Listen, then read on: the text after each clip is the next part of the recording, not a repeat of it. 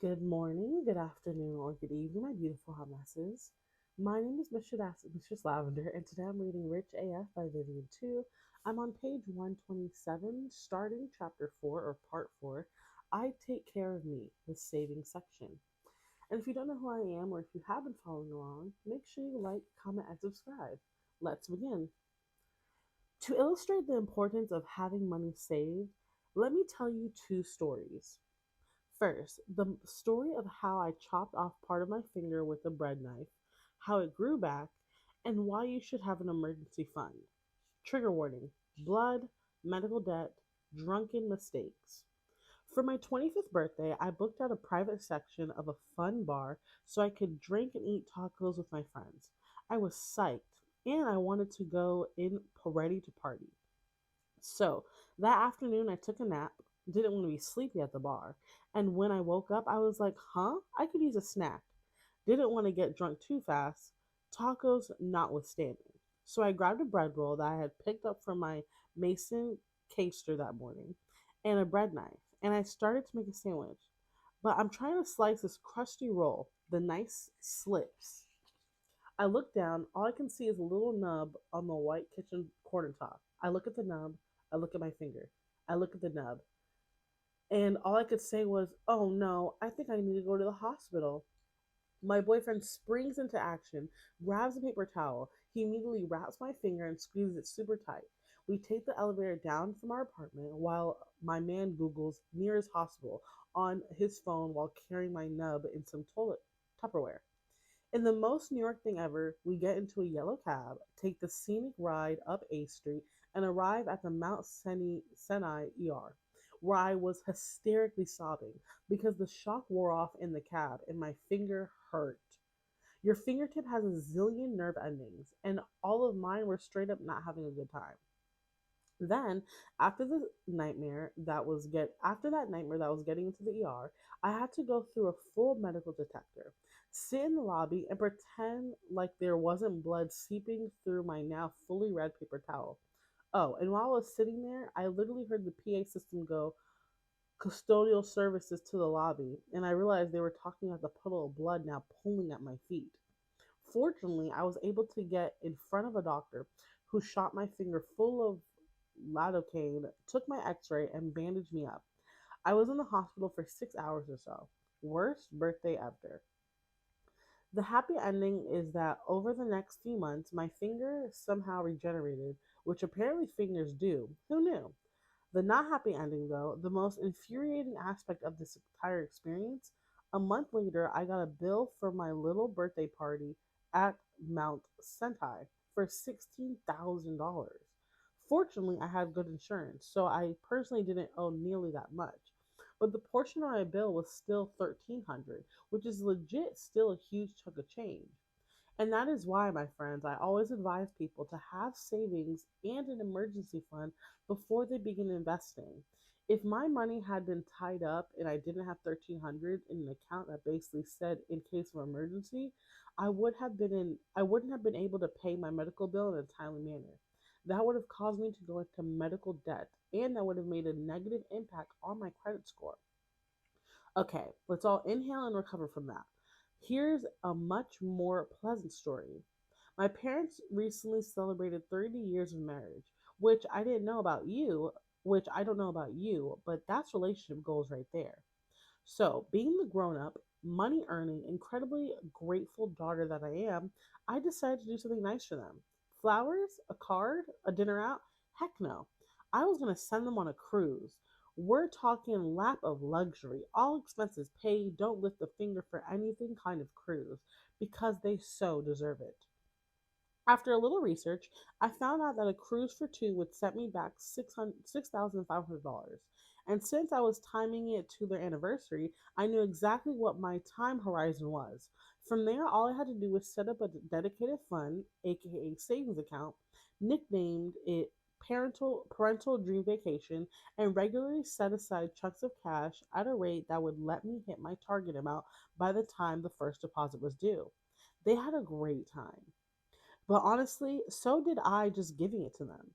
It felt huge and amazing and adult. And with my savings strategy, it wasn't even that hard to pull off.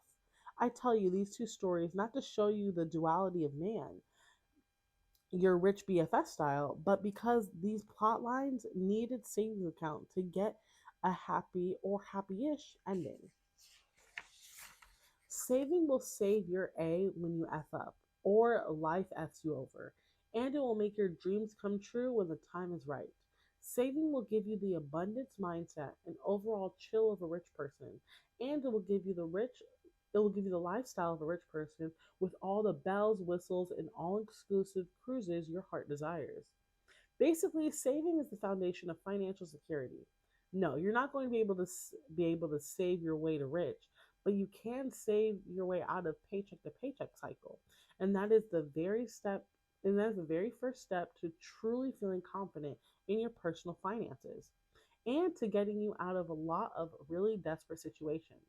Because the subset of people that make the essiest, worst decisions with their money isn't a certain gender. It isn't a certain race. It isn't a certain age group. It's people who don't have options. It's people who are desperate. It's like grocery shopping when you're hungry. I don't know about you, but if I walk into a grocery store when I'm hangry, I'm walking out with Doritos and Skittles, not kale and whole grains. By having a good amount in savings, you don't have to make decisions from a place of desperation. You get to make decisions from a place of abundance. You get to make decisions out of a place of security instead of panicky problem solving. You know that you have enough money to cover your basic expenses, handle any surprise bills, and gradually build up the cash to buy the stuff that you want. You feel secure, stable, and generally chill. But it doesn't but it's not just that saving protects you from risks, although it definitely does. That sense of security changes your mindset. I talked earlier about how rich people don't buy that latest shiny stuff just to flex. And it's true because they have so much money and they're financially free and they don't owe anybody anything. Rich people are in a sense of untouchable, and that's because they don't feel the need to impress anybody, especially not the common people. The way that rich people do try to outflex each other is by buying up money generating assets, snapping up a good deal on a distressed multiple family home to rehab and rent out, maxing out their series one bond purchase every year, beefing up their retirement portfolio. Compare that to a regular person. Since they can't usually afford these big asset purchases, they settle for what is considered to be an affordable luxury, spending money on a little something here, a little something there. They think I have the biggest TV, I have the newest iPhone, I have the latest pair of Nikes, and let that temporarily boost their sense of stability. The same way a bag of Swedish fish at the grocery store will send your blood sugar rocking up. But these kinds of luxury gold, da, da, da, but these kinds of luxury goods are ultimately liabilities. Stuff that just diminishes in value over time and will eventually cost you money, which means that once the luxury sports car starts making a funny sound when you break or the phone needs to be upgraded, you've gotten only a temporary value for your money instead of a lasting one. Oop. Worse, because you've been dribbling away that money, you've never got around to saving up for that large asset purchase that could actually make you money. It all comes back to the fundamental truth of rich people. When you're rich, your money works for you. When you're broke, you work for your money. Saving for stability will make you less desperate for short term fixes. You won't be in a panic mode. You won't have the stress over your basic needs being covered. So, now that you've gotten your spending in a good place, it's time to add some building blocks onto your financial base without forcing you to turn into a cheapskate or an extreme couponer. This chapter will explain why saving helps to protect current you from any money mishaps that might chuck at you. I'll cover all the important yet often confusing things like picking a bank, getting your account set up to save, and how to seize every opportunity for saving and getting more bang for your buck. Whether that's racking up rewards on a credit card or negotiating your bills way down. Because when you're saving and your needs are met and you aren't stressing constantly about your bills, then you get to graduate and do other cool financial stuff like invest, fund your retirement, buy property, and all the other things that get your money making you money, aka living like a rich person. How to bank like a rich person.